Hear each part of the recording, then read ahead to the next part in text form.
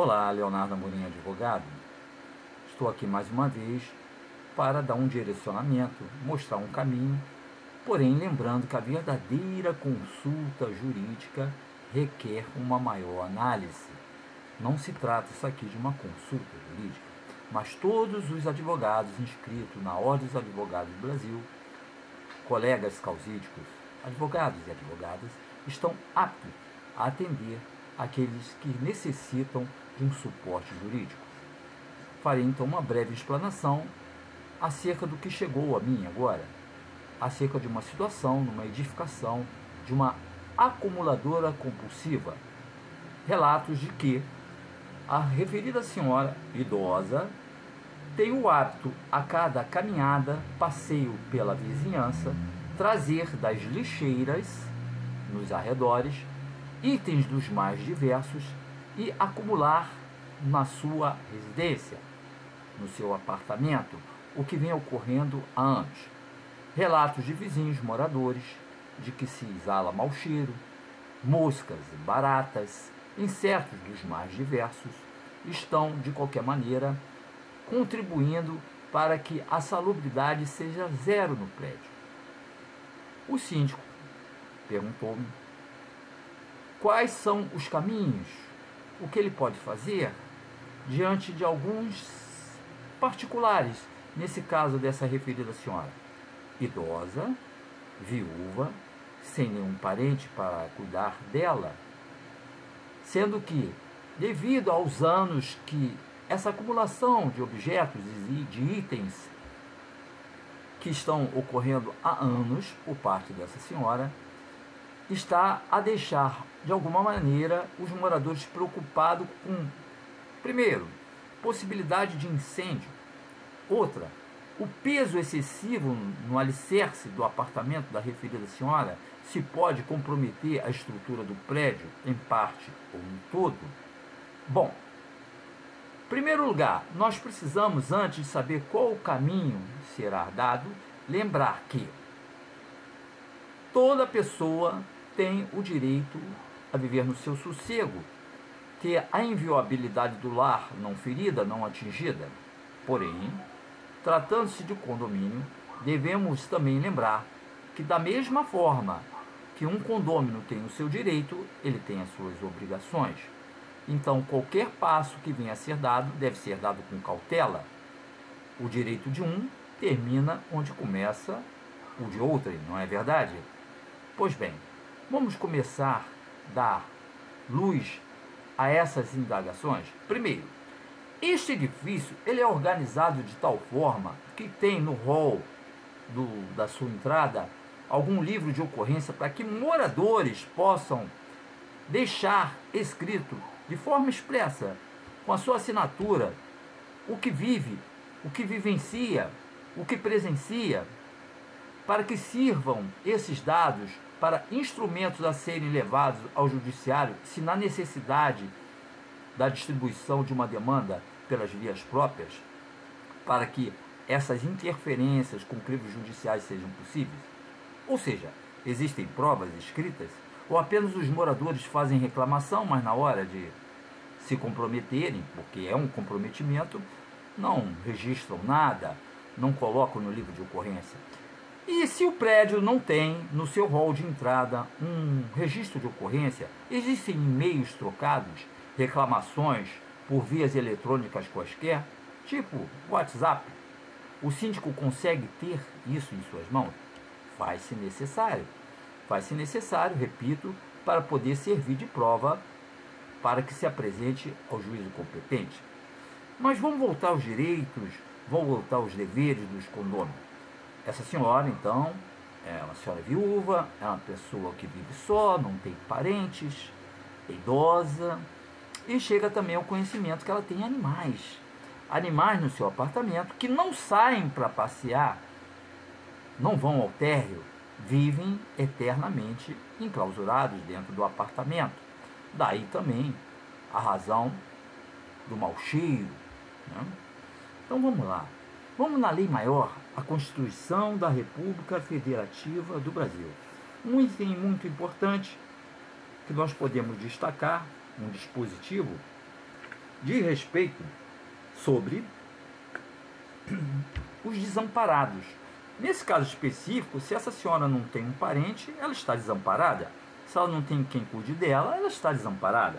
O artigo 6º, no que reza os direitos sociais, diz o seguinte: são direitos sociais a educação, a saúde, o trabalho, o lazer, a segurança, a previdência social, a proteção à maternidade e à infância e a assistência aos desamparados, na forma desta Constituição. Então, ao levarmos ao juízo algum pedido, na peça processual pertinente, nós já temos um porquê no que diz respeito aos direitos sociais quanto aos desamparados. Pois bem, nesse prosseguimento, veja bem, são funções institucionais do Ministério Público. O inciso 2º do artigo 129, zelar pelo efetivo respeito dos poderes públicos e dos serviços de relevância pública aos direitos assegurados nessa Constituição, promovendo as medidas necessárias à sua garantia. Bom, importante chamar o Ministério Público a essa situação. É muito importante. E o inciso 2º do artigo 129 já nos dá um porquê, uma razão para solicitar ao juízo competente esse chamamento. Prossigamos ainda quanto à Constituição da República Federativa do Brasil. Artigo 196.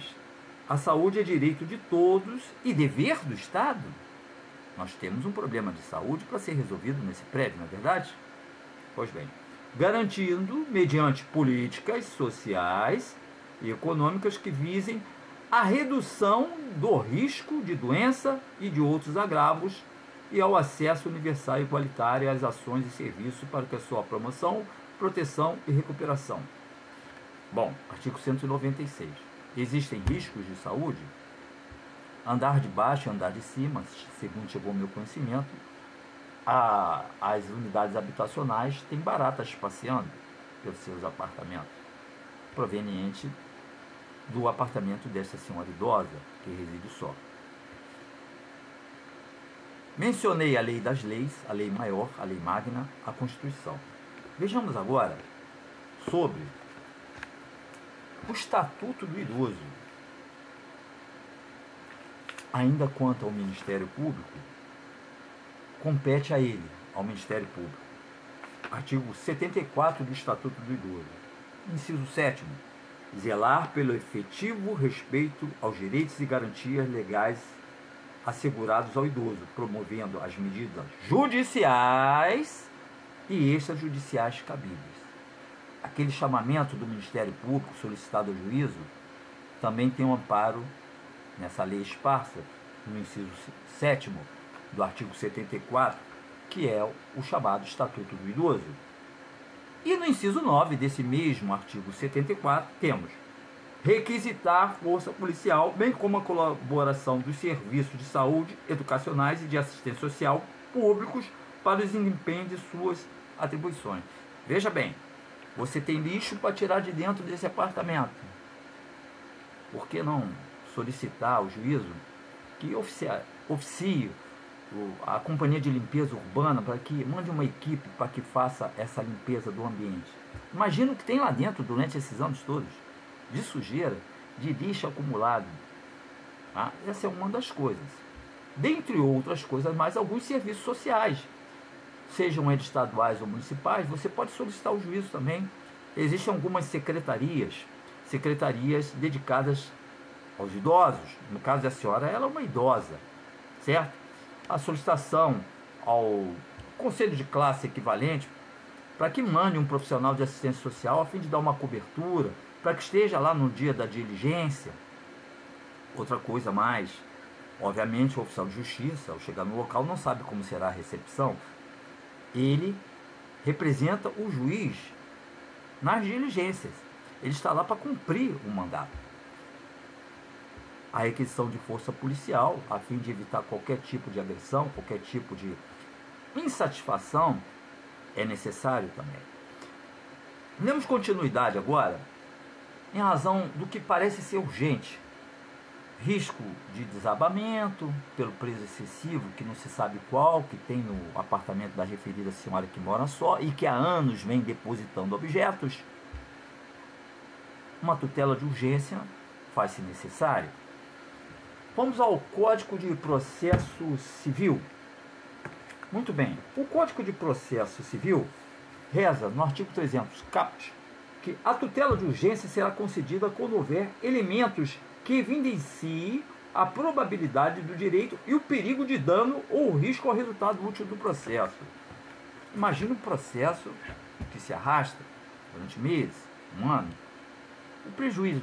Se existe o risco de incêndio, se existe o risco de desabamento do alicerce do apartamento dessa referida senhora atingir as demais unidades imediatamente abaixo, então o pedido de tutela de urgência faz-se necessário. Porém, se o juiz entender que não existe risco de dano nenhum, existe uma outra possibilidade: a tutela de evidência. Bom, aí já vamos entrar na consulta jurídica, porque, como eu disse no início da minha explanação, todo e qualquer profissional inscrito na Ordem dos Advogados do Brasil vai saber mostrar qual o norte a ser seguido. Aí já entra justamente nos afazeres do profissional, que com a sua expertise certamente vai melhor patrocinar aquele que roga por uma providência judicial. Quero também salientar o Código Civil Brasileiro. No que reza o artigo 1277, a Lei Substantiva Civil, também prescreve o seguinte, o proprietário ou possuidor de um prédio, no caso aí nós estamos falando até de um síndico, vamos nos colocar aí, frisa-se, síndico. Então, ele tem o direito de fazer cessar as interferências prejudiciais à segurança, ao sossego e à saúde dos que habitam. Como que ele tem direito? Ele vai invadir o apartamento da referida senhora na força, vai pegar mais alguns moradores, vamos lá, vamos arrombar a porta dessa senhora? Não. Através das medidas judiciais cabíveis, tal como eu estou dizendo desde o início da minha explanação. Mencionei alguns dispositivos, não somente quanto à Lei Maior, a Constituição da República Federativa do Brasil, o Estatuto do Idoso, o Código de Processo Civil, e agora estou com a Lei Substantiva Civil comentando no que diz respeito ao artigo 1277, que essas providências não são providências da força, iniciativa própria, elas devem ser com crivo judicial. Existe uma solução para casos semelhantes em edificações, em prédios, em ambientes condominiais que acumuladoras compulsivas estejam a causar esses problemas? Existem inúmeros por aí, mas é preciso saber como fazer. Tem que ter o amparo judicial.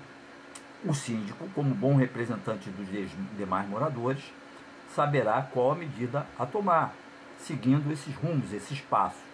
O norte está mostrado, está indicado. É só seguir a bússola. Este é o caminho.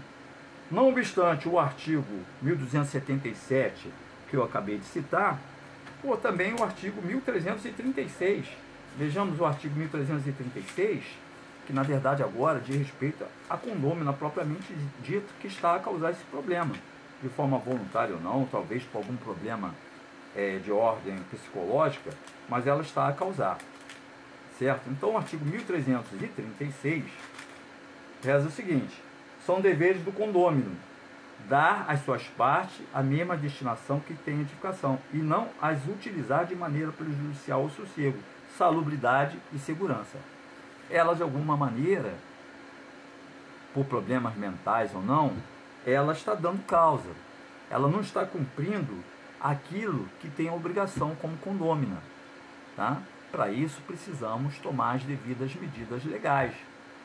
Repito, tal como enumerado desde o início dessa minha explanação.